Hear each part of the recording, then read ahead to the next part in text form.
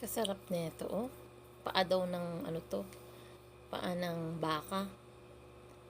Oh, ayan, hinugasan niya na yung paa ng baka.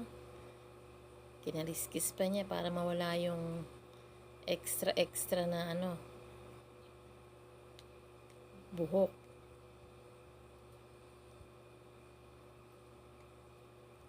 Oh, nilagay niya sa kawali, nilagyan niya ng malinis na tubig. Lulutuin niya na siguro ito. Nilagyan niya ng luya, bawang, sibuyas, onion leeks, pamintang buo, tsaka patis. Oh, tas papakuluan na niya. Oh, yan, tinakpan niya.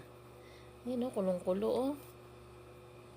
Oh, dinagdagan pa niya ng pamintang pino, oh, tapos nilagyan niya ng aswete, pampakulay.